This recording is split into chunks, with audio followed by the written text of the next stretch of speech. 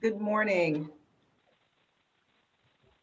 Welcome this morning to our remote Zoom First District Court of Appeals. We have two cases scheduled for argument, and the first case we have is In Re DO, which is C190691.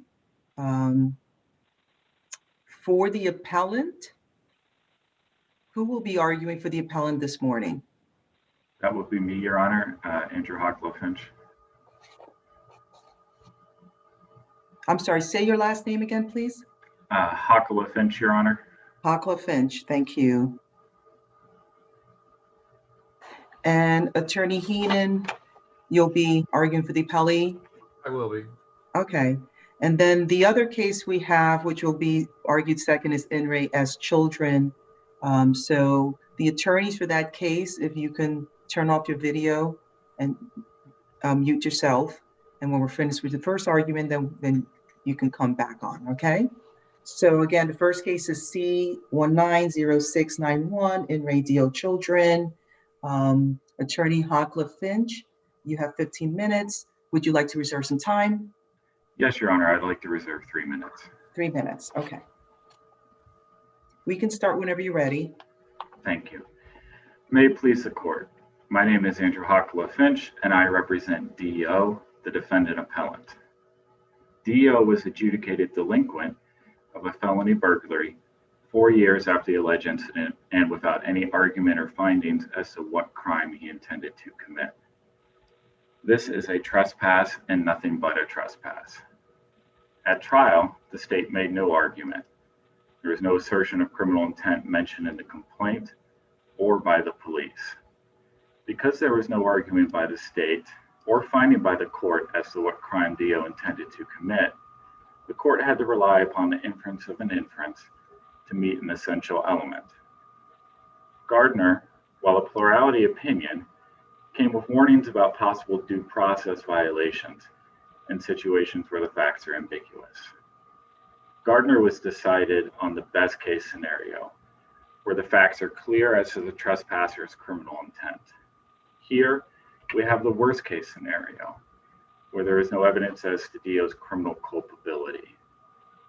Hudson, although a second district case, is the most on point to the issue at hand. Decided after Gardner, Hudson shows that the state has to do more than put forth mere allegations of criminal intent in order to convict an individual of burglary. In that case, the state made 4 specific arguments, which were all rejected. DO's situation is the same. He was adjudicated of a burglary despite the only argument for criminal culpability being the sustained trespass. The defense specifically objected to the issue of a lack of finding by the magistrate as to what crime DO intended to commit, arguing there was insufficient evidence to establish a mens rea. Thus, it was incumbent upon the trial court to make that finding during the objection. The fact that the record remained silent, despite defense's specific objection, provides even further support that the mens rea was not established in this case. While it was clear there was a trespass, the state presented no additional evidence of any other intent for DO being in the home. As to our second assignment of error, which is manifest weight, the facts of this case do not support an adjudication. The more credible evidence makes clear this was not a burglary. This was a child who went to a space where he was previously been comfortable. He was discovered by Irina, someone who had recently immigrated to this country, whom she did not know DO, and DO did not know her. This was the action of a scared boy who admittedly trespassed but did nothing else. Again, this was a trespass and nothing but a trespass. The state's own witnesses provide an innocent explanation for DO's presence in the home. Donald testified that he used to mentor DO and his siblings. Irina stated that when found, DO said he was in the home to watch television with his friend Donald. Officer Ellis's investigation showed no forced entry, and DO admitted to walking into the home through the unlocked front door. nothing was broken or stolen, and nothing of the Borkmans was found on DO. The trial court clearly lost its way in focusing upon the alleged time delay between when DO entered the home and when he was found by Irina.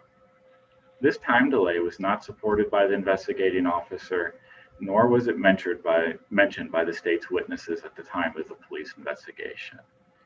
This is a trespass and nothing but a trespass.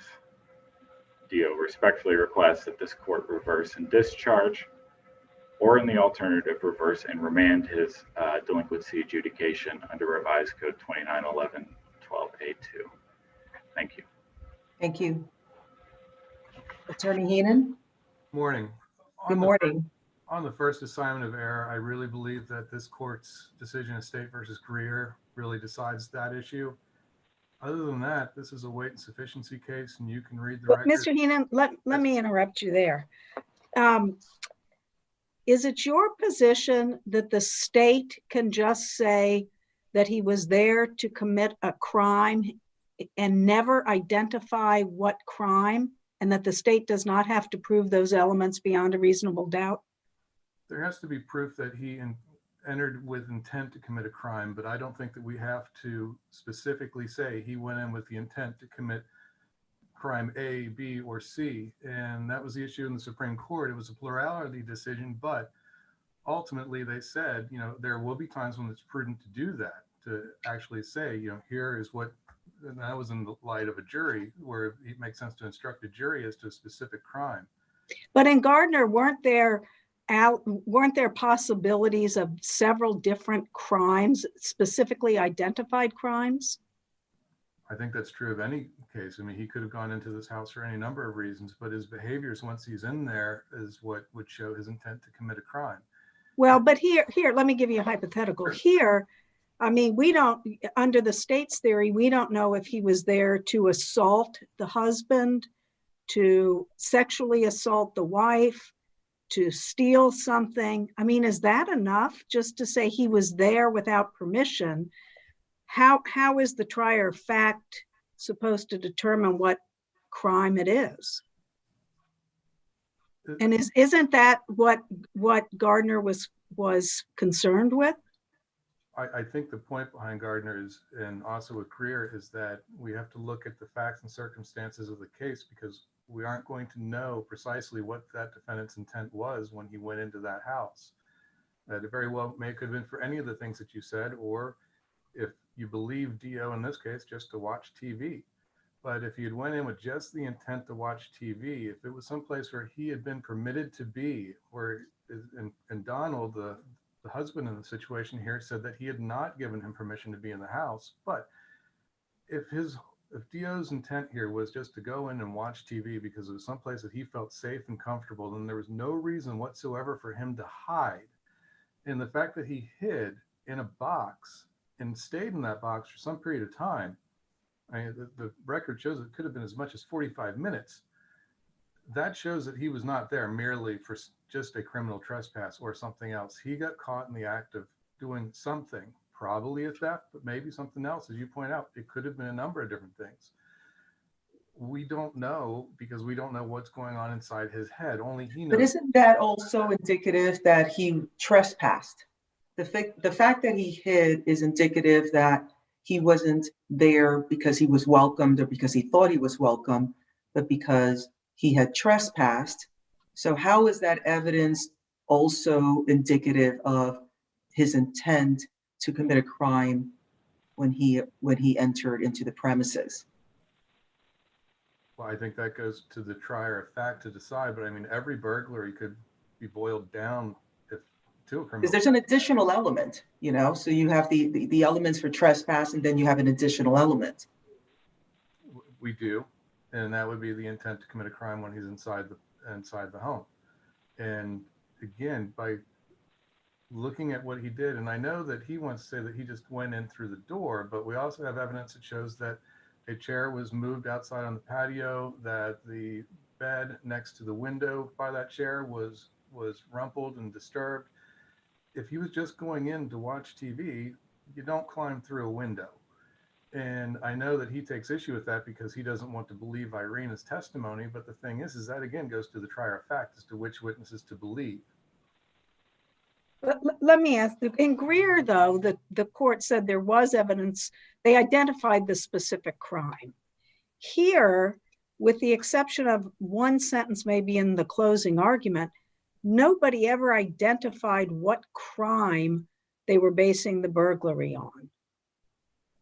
Isn't that a difference? I don't think so. In light of Gardner and Greer, and in Greer, even there, this court said that, you know, at most it could have been maybe a criminal mischief, which would have been enough. And in this case, if we want to go for criminal mischief, then he disturbed things in the bedroom and knocked things around, and there you have a criminal mischief. So there we've got the crime that he committed when he was inside the home. So again, ultimately, whether or not he had the intent to commit a crime was a question for the trier of fact. Trier of fact here, the juvenile court found that he did. And based on the record here, the record supports that finding. So with that, we would ask that you affirm. Thank you. Attorney Hochula Finch? Yes, Your Honor. Defense would just iterate that in Greer, there was a broken window, a knocked over trash can, and a moved refrigerator. And here, there's no additional evidence or conduct introduced, only that of a continued trespass.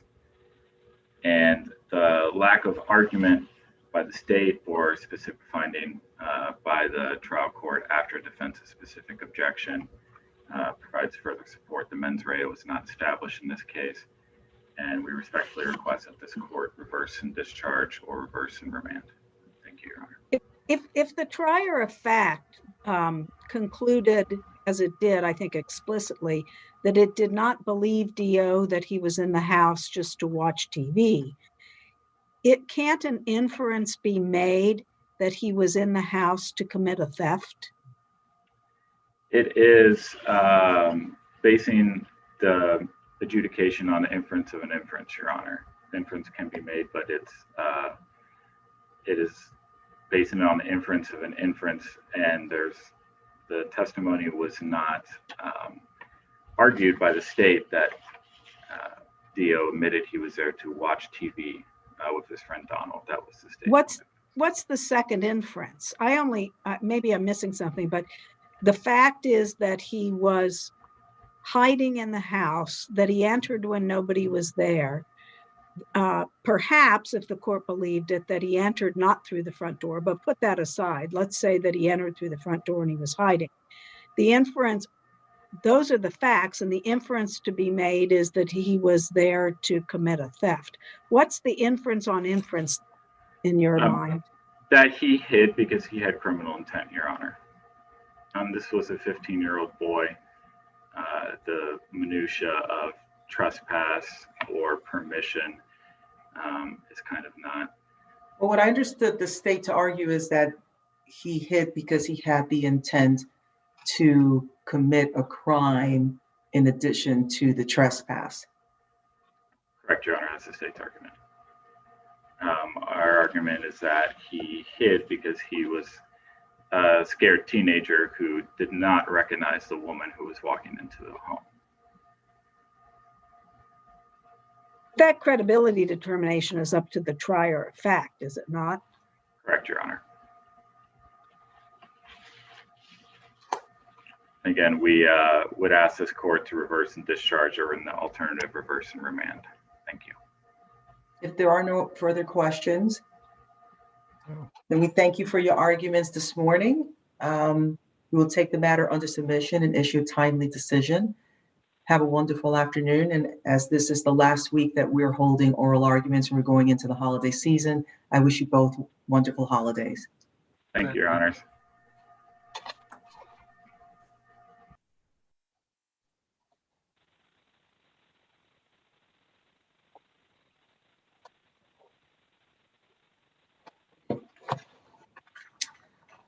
Next case we have is C190559, U.S.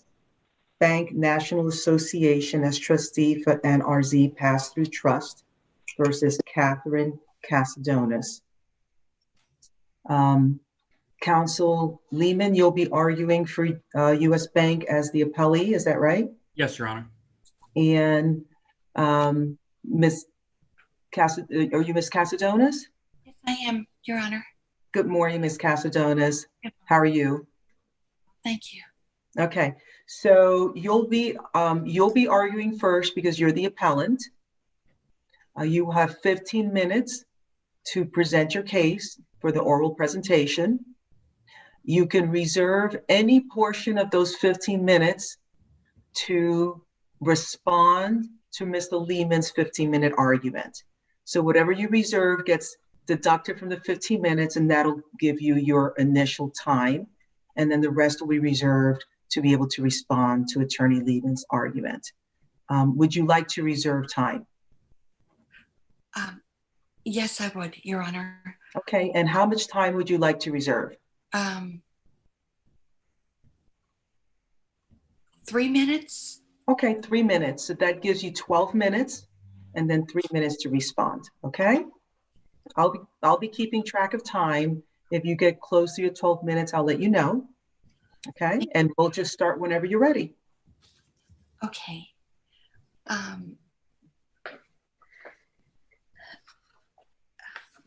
Okay, the first thing I'd like to ask is I printed off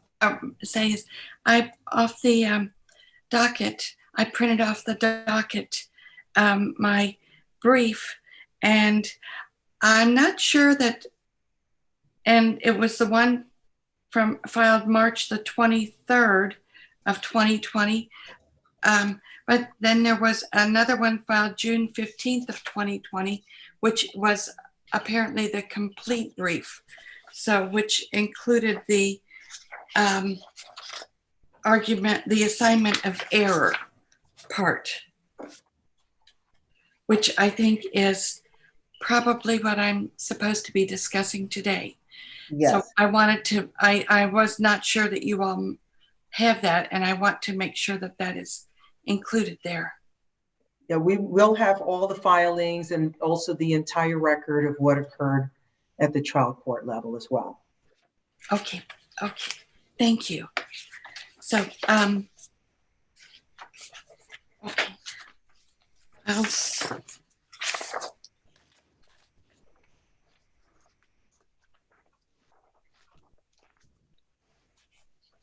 I will start now. Thank you, Your Honor. Can you hear me okay? Yes, perfectly. Okay. I was the plaintiff in case number 1:colon/CV-0000815 with Nationstar Mortgage in the federal courts. The case was filed in October of 2014. And there was a mediation on the case. And my understanding of the mediation law was that if the mediation was not agreeable, then there was nothing binding. However, a binding was forced upon me by Nationstar Mortgage, and in a decision on March the 12th of 2019, I appealed that decision in case number in the Court of Appeals in the federal court. I just put that paper right here. And it says, this appeal has been docketed as case number 19-322 with the caption that is enclosed on a separate page. Please review the caption for accuracy. And it was Catherine Casadonis versus Nationstar, originating in case number 1:CV-00815. And this was filed on March the 21st of 2019. And the reason that I feel that that is important is because the case for the foreclosure was filed on October 18th, 2018, which was during the time before the judge even gave her decision in the federal court.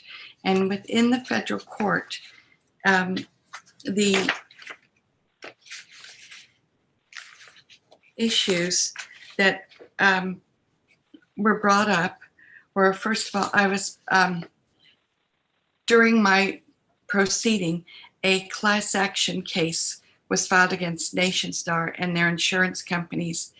And because I was a part of their insurance companies, as I had been insured through their placed insurance from 2003 through the entire time that they have had my mortgage, and even during Planet Lending currently having the mortgage, it is with their placed insurance, because I do understand the way insurance companies work is that if there are pre-existing conditions, and I did not seek outside insurance because of potential pre-existing conditions on the property, that I wanted to be continuously covered.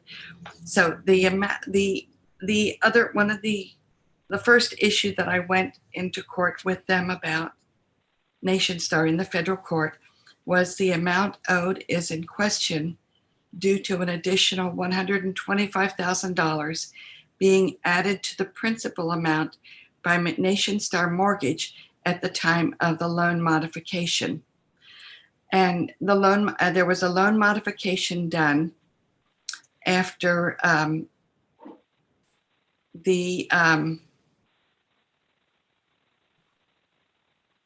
my wages were garnished with, oh, I'm sorry, Your Honor, how far am I?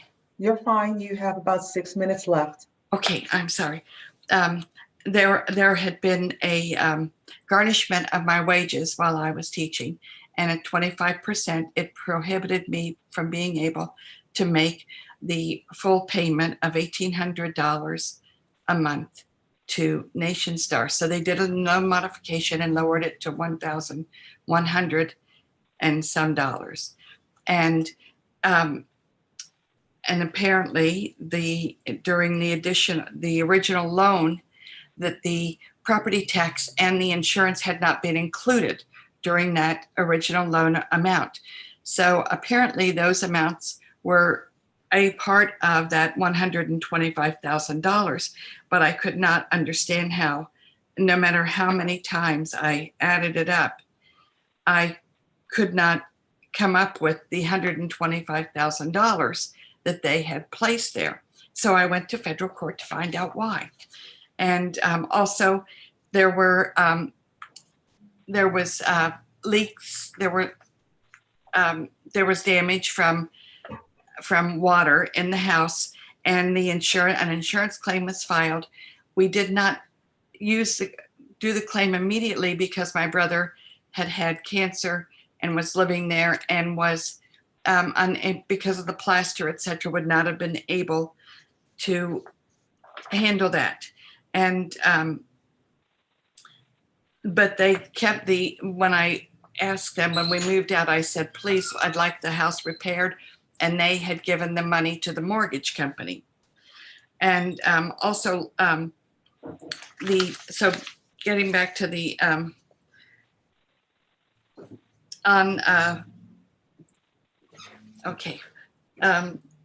there were, back to the case here in our court. The case was filed on October the 2nd of 2018. There were 3 separate attorneys for 3 separate appearances on this case. None of the attorneys informed themselves about the case that I had pending in the federal courts. The first attorney, Mr. Rothfuss, thought that there were servicing errors or allegations of servicing errors. He did not believe that there were jurisdictional issues, as no cross-claim was filed. The second attorney was Ms. Earls, stated that she believed that it was the same loan, but not sure that the actual case was, what the actual case was about, stated that there was no cross-claim filed in the federal court. On March 19th, 2019, I was given 30 days to put in a motion. and my mortgage is in the name of Nation Star. Nowhere on my mortgage was I ever notified of the name U.S. Bank National Organization as trustee for NRZ Pass-Through Trust 5. The dates of the mortgage transfers. Exhibit B1 on October 1st, 2018, Lerner, Sampson, and Rothfuss sent a letter stating that they had been retained by Nation Star Mortgage, LLC, on behalf of U.S. Bank National Association as trustee for NRZ Pass-Through Trust 5 in connection with the mortgage loan and the reference property. In Exhibit C1, 2, and 3, on March 22nd, 2019, Nation Star Mortgage filed an appearance of counsel with the United States Court of Appeals for the Sixth Circuit and disclosure statement. And this was during the time that we're in court. They put in that they were Nation Star Mortgage, not U.S. Bank. So then in Exhibit D and 1, they put that in with the federal court. In Exhibit D1 on April 8th, 2019, Wilmington Trust National Association, not in its individual capacity, but solely as trustee for MFRA Trust 2014-2, sent a notice of mortgage loan sale, assignment, or transfer to them, additionally stating that they would not service the mortgage loan. The loan would be serviced by Planet Lending, LLC, effective May 9th, 2019. And Ms. Casadonis, I just want to let you know you have about 1 minute left of your 12 minutes. Okay, thank you. Okay? Yes, thank you, Your Honor. On April the 4th of 2019, Mr. Cooper, a brand name for Nation Star Mortgage, sent a letter stating that the servicing of my mortgage loan, that is the right to collect payments from you, is being transferred to Mr. Cooper to Planet Home Lending effective May 9th, 2019. Nowhere in there does it say anything about U.S. Bank or any pass-through corporation. The court did not want to enter judgment in the wrong party if interest named, so to speak. I just feel that this is not the end of this, is my point. And that's what the court said on page 26. And the plaintiff's attorney explained that she could address that because that frankly happens quite frequently in the mortgage industry. The court asked, you don't believe the sale, the transfer has occurred yet anyway. The plaintiff's attorney replies, correct.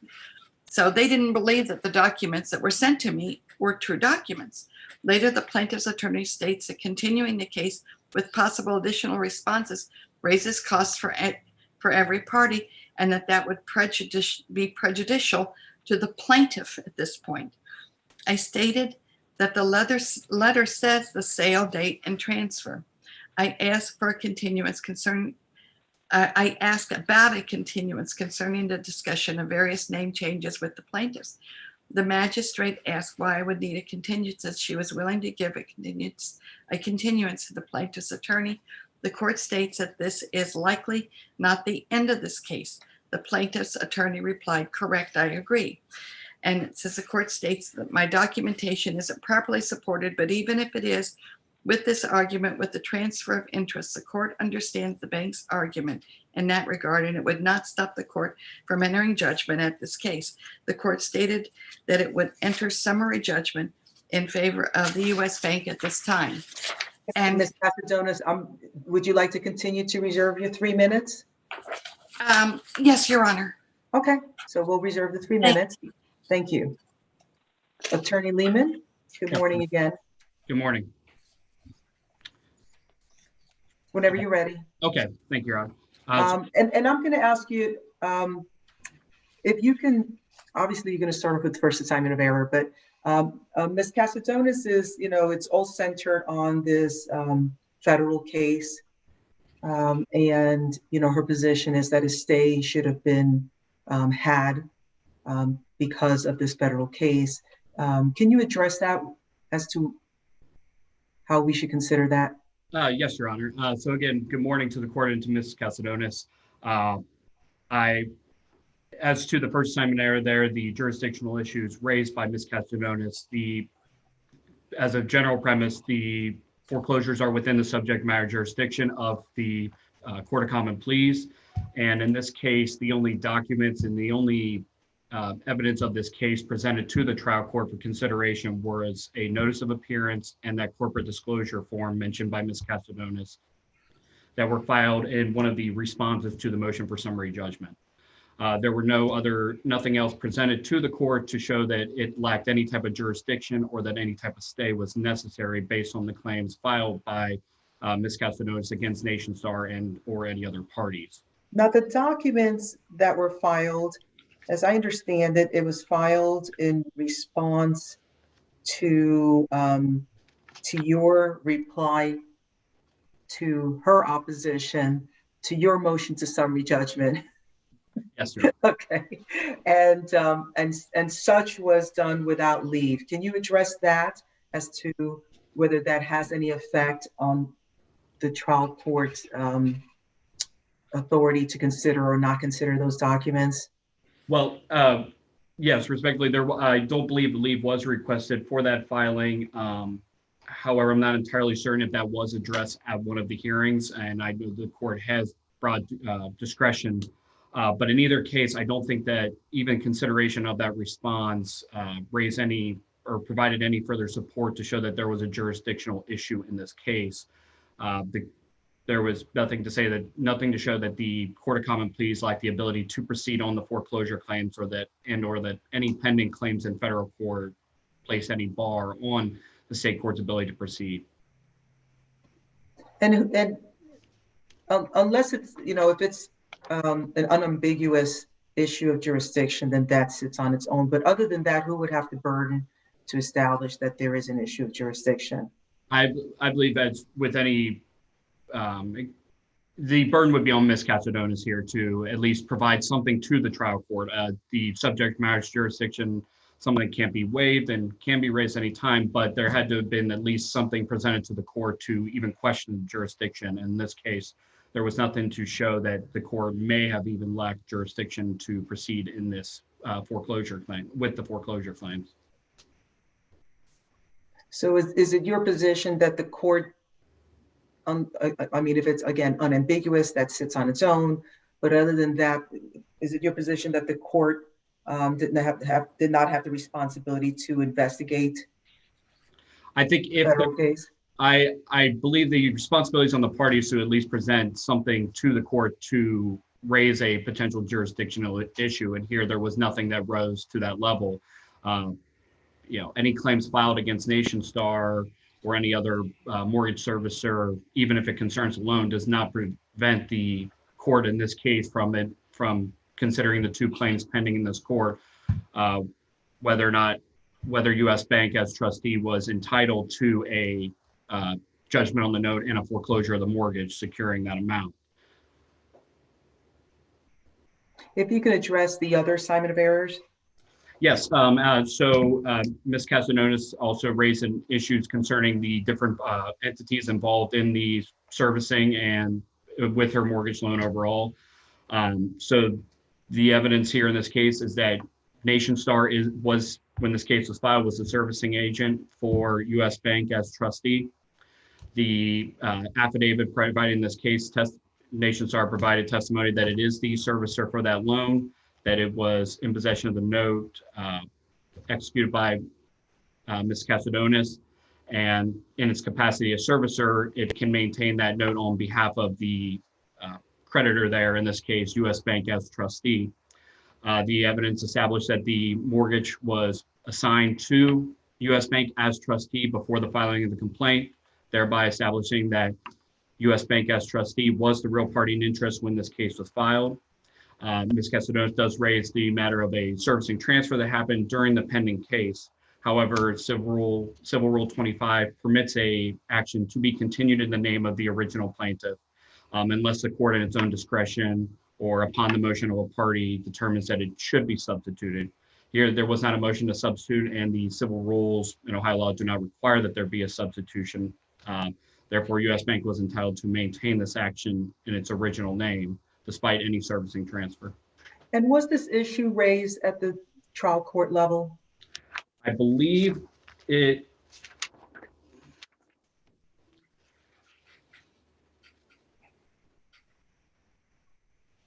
Again, in the response filed without leave, as noted by the court, the issue of the service transfer was raised there, and I believe at one or more of the hearings that were held before the magistrate. However, again, there was nothing in this case that, or the evidence in this case established U.S. Bank was the real party in interest when this was filed, and nothing in the civil rules or Ohio law required the substitution of the parties. No formal motion to substitute was made or requested, so therefore the party was continued and maintained in the name of the original plaintiff.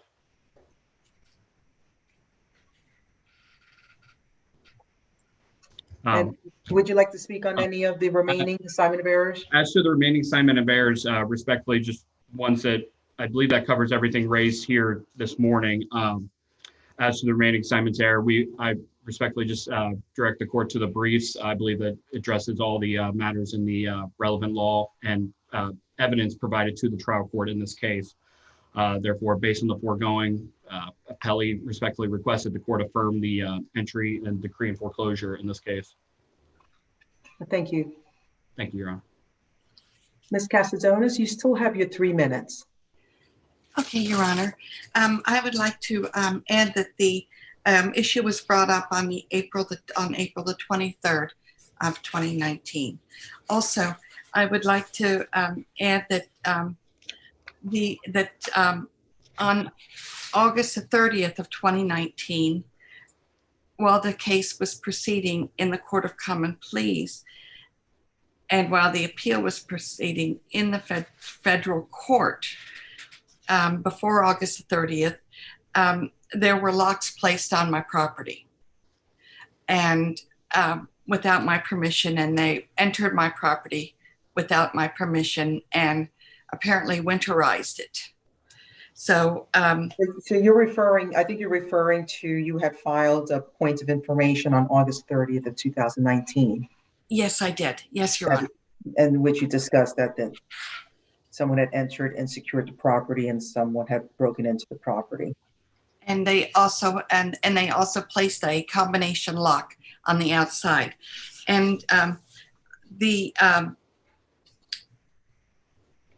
my appeal was filed in a timely manner with the courts, and I did not understand, because I understood that according to Ohio law, you cannot file a case in 2 separate courts at the same time. So you wait until it's finished in common pleas to file in the Court of Appeals. So then after I had filed my timely appeal, then they filed the sale foreclosure in the Court of Common Pleas, and I objected to that.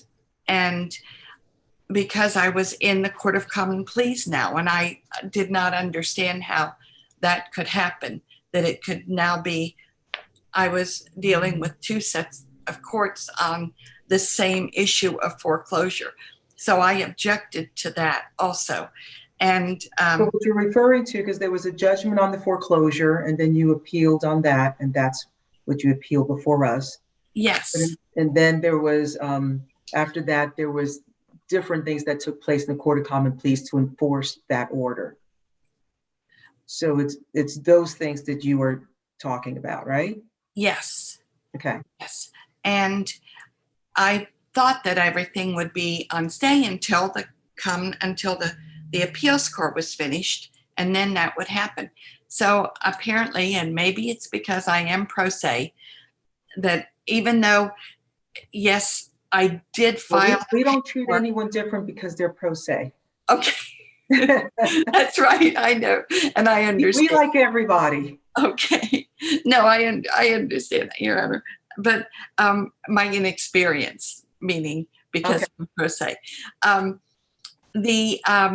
But I did file that the document that showed that I was in the United States Court of Appeals as soon as I filed, when I found about the summary judgment, I went to court, I filed this to show that I was already in a proceeding with Nation Star Mortgage, and that once again, 2 courts with what I consider to be the same proceeding, because in the decision that was forced upon me without going to a trial court, in the mediation that was forced upon me, it was, I was willing to I wanted the improvements done to the property so that when the property was sold, either I would sell it or if the bank sold it, that the true value of the property could be maintained, because the difference between the true value of the property and the mortgage and also what the amount of money that could be received through a foreclosure, I was told by an attorney that the difference between that money, if the mortgage company forgave that amount of money, or it would be considered as a gift, and the difference between the amount it was purchased at and the amount owed, I would owe capital gains tax or gift tax on to the federal government. Okay. And Ms. Casadonis, you have used your time. oh, thank you, Your Honor. Okay. And we thank both you and Attorney Lehman for your arguments this morning. We're going to take the matter into submission. We will issue you a timely decision.